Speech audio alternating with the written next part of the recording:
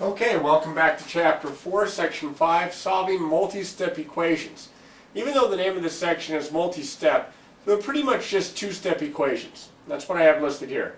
And the two-step equations mostly just work this way. In that we're going to undo the addition or subtraction step first, then we're going to undo the multiplication or division step. There is an exception to this, and I'll show you that at the end. But what we're going to do is we're going to practice solving equations that are going to require two transformations. We're going to have to use the addition or subtraction property of equality first, then we're going to have to use the multiplication or division property of equality to finish it. Now I'm going to work some examples here. I'm going to show you how to solve and check. And these equations are going to be a little bit more difficult to solve because they're going to require two steps. Those of you that have been looking at the one-step equations from earlier in this chapter and also Chapter 3 and just trying to figure out the answers in your head are going to find that this is going to become a little bit more difficult, which is why I've been kind of harping on you guys about making sure that you understand how to do the steps properly. So I'm going to show you the work here for 3 examples, and then we'll have some more, and I'll also throw in a few story problems before this section's over. Alright, let's start with the very first example. My variable is x. It's on the left side of my equation. It's being divided by 6. That's what the fraction means. And from that, there's a subtraction of 4. To get the variable isolated, to solve for x, I have to undo the division by 6 and the subtraction by 4. So you say, all right, which one do you undo first? Well, that's back to here. We're going to undo the subtraction step before we undo the division step. And to undo subtraction, just like before, we do the inverse operation, we're going to add. So to undo minus 4, I'm going to add 4. So I'm going to add 4 to both sides of my equation. The minus 4 and the plus 4 are going to cancel out. Now that doesn't just leave me x, it leaves me x over 6. And on the other side 2 plus 4 is 6. It's a coincidence that these numbers turned out to be the same. Now I'm going to solve for x by getting rid of the division. To get rid of division, I am going to multiply. So to undo dividing by 6, I'm going to multiply both sides by 6.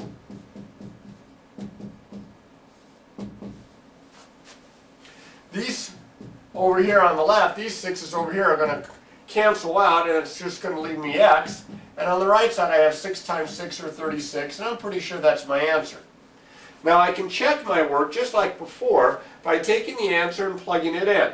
And I don't have a lot of space, so I'm going to show you with the first example or two, and then after that I'm just going to do the solving part, and you can refer back to these to remember how to show the check. But the check is pretty much the same for all equations that we'll be solving in this chapter. You take the answer, you plug it back in for the variable in the original equation, and you see whether or not you get a true statement. So if I take 36 and plug it in, this is my check here. I have 36 over 6 minus 4. Does that equal 2? 36 divided by 6, order of operations, I'm going to divide first, is 6 minus 4 equals 2. 6 minus 4 is 2. And hopefully you can see that it didn't get cut off at the bottom, that I get the same number on both sides, 2 equals 2. That's a good sign, and that tells me that that's my answer. X equals 36. Similarly over here, I have a two-step equation, and the variable is on the left side again. But this time it's being multiplied by negative 3, and there's a 12 being added to it. So we have to undo this multiplication by negative 3. We also have to undo this adding 12. So again, it comes back to what step do I do first? Well, we're going to undo the addition step first. Then we're going to undo the multiplication step.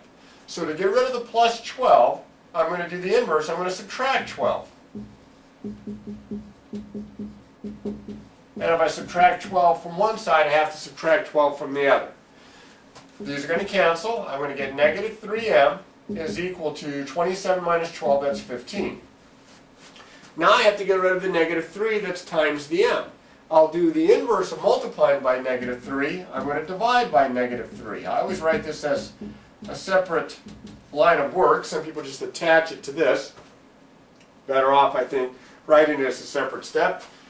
The negative 3's are going to cancel top and bottom. I'm going to get 1m or m. And on the other side, a positive 15 divided by a negative 3 is a negative 5. And again, I'm pretty sure this is going to be my answer. But if I'm going to check my work to make sure, because I don't want to go through all this and then make some silly mistake that I don't see, I'll plug the negative 5 in for the m. Negative 3m means negative 3 times m, so this is going to start out as negative 3 times negative 5 plus 12, and we're going to see if that equals 27. A negative times a negative is positive, and 3 times 5 is 15, plus 12 equals 27. Well, 15 and 12 is 27. And it checks out okay. I have one more over here. It's not that different than example B, but I'm going to go ahead and work it, and I made it a little different in that I put the term with the variable second on the left side instead of out in front like it is here and here. But that doesn't matter to us because we can still solve for C.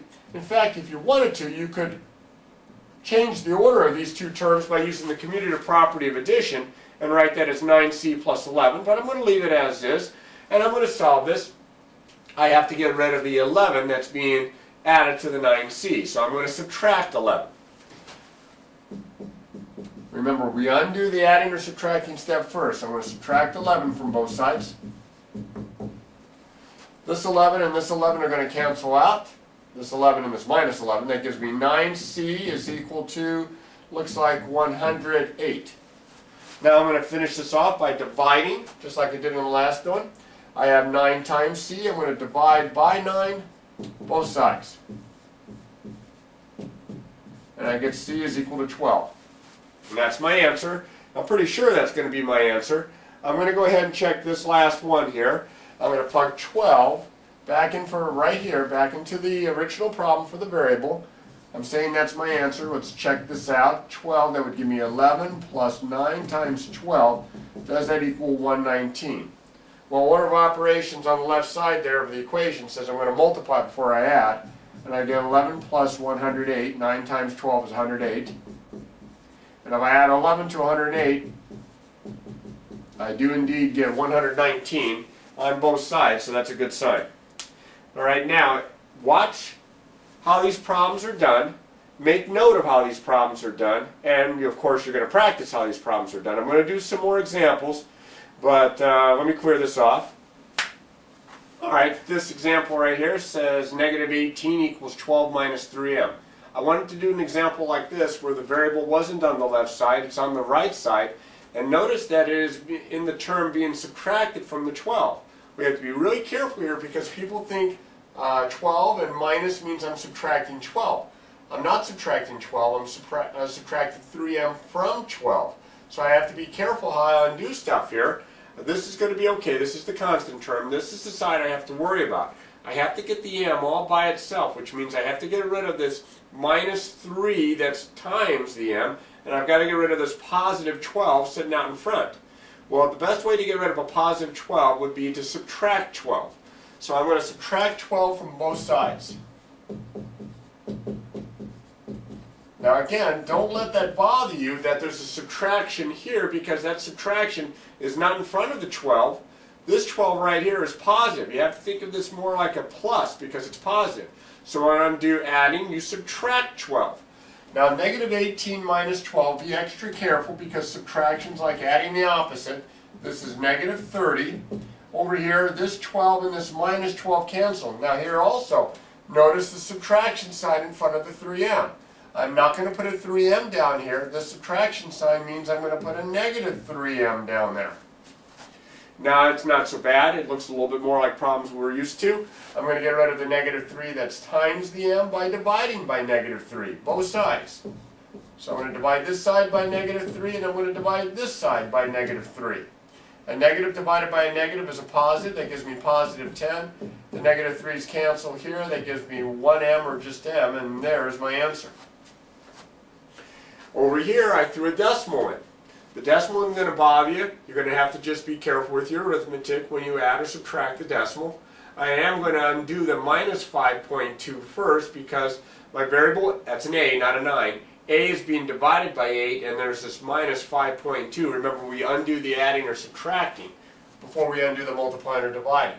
So I'm going to get rid of the minus 5.2 first by adding 5.2 to both sides. So I have a over 8 minus 5.2 plus 5.2 is equal to 3 plus 5.2. Again, notice, even though it takes a little bit to write that out, I am organized. I know exactly what I'm doing to both sides.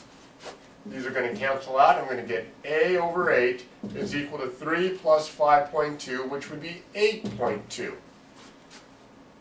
Now I'm going to get rid of the 8 that's dividing into A by doing the inverse of dividing by 8. I'm going to multiply by 8. So I'm going to multiply this side by 8, and I'm going to multiply this side by 8. So that's 8 times 8.2 on the right. Over on the left side, these cross cancel nicely, and I get 1A or A, but I have to multiply 8.2 times 8, so a little scratch work here. 6 carry a 1, 65 with 1 decimal place, so I get 65.6. And there's my answer. Now I said there was one special case of a type of an equation, a two-step equation, where we don't undo the adding or subtracting before we undo the multiplying or dividing, and it's this type right here. And they're easy to spot because one side is one big fraction with the variable in the numerator. You can see the variable has a 4 that's being added to it, but all of this is being divided by 7. That's your tip-off that you're not going to undo the adding or subtracting first, but you're going to undo the multiplying or dividing, or in this case the dividing first. You're going to get rid of the 7 that's dividing into all of this. And we do that by doing the inverse of dividing by 7. We multiply by 7. So 7 times k plus 4 over 7 equals 7 times 6. That way, this 7 here and this 7 are going to cross cancel right out of there, and we're going to get k plus 4 is equal to 42. I'm going to finish this off excuse me, by subtracting 4 from both sides. To get rid of the plus 4, I'm going to subtract 4. And these are going to cancel, and we're going to get k is equal to 38. It really isn't a difficult problem, but it's different because of the sequencing of steps. Alright, I want to finish this section off with at least 1 or 2 story problems, and I have one already written out right here. In a city, the tallest building is 1,268 feet tall. Excuse me, must be allergic to two-step equations here. This is 35 feet greater than 3 times the height of the 5th tallest building. How tall is the 5th tallest building? Well, this is more complicated than the examples that we've looked at in story problems up to this point. I'm still going to use the 5-step method, which is again to read the problem carefully, state your variable, write an equation that models the problem, then solve the equation, and then of course formally state our answer. So in this case, let me read it again. The tallest building is 1,268 feet. This is 35 feet greater than, this is 35 feet greater than 3 times the height of the 5th tallest building. How tall is the 5th tallest building? Well, I'm going to let h represent the height of the 5th tallest building.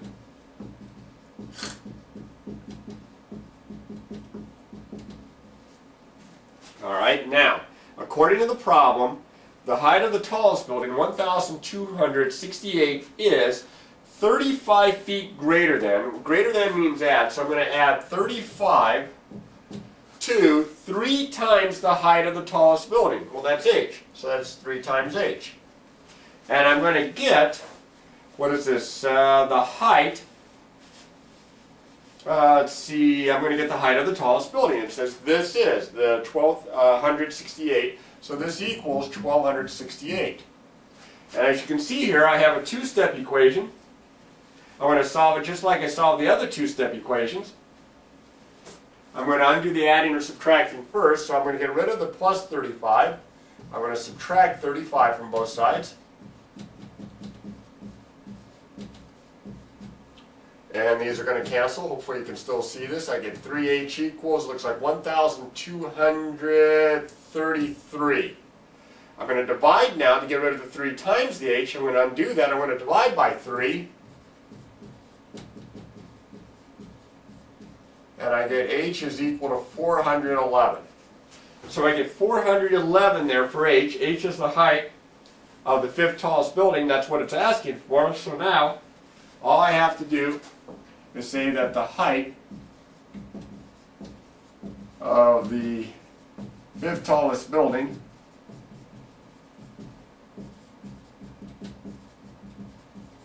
is 411 feet. All right, well, let's see, 411 feet, about 10 feet to a floor. That'd be 41, probably 41 floors. Yeah, that sounds about right. I think I know this building, 41 floors. I think this building used to have actually 42 floors, but that's another story. All right, let me go ahead and finish this section up by doing one more story problem, but I got to clean this up here first, so just a second.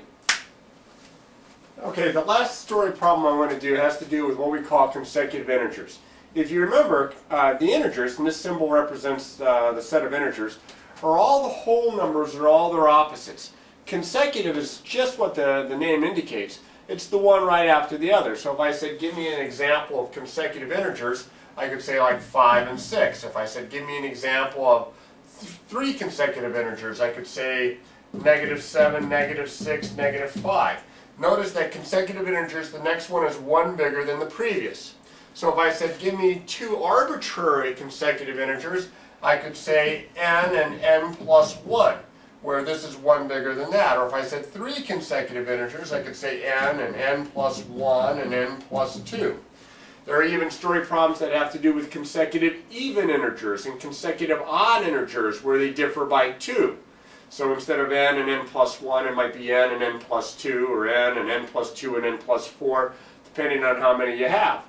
Well, here's an example of a story problem that has to do with consecutive integers. It says find 3 consecutive integers whose sum is 42.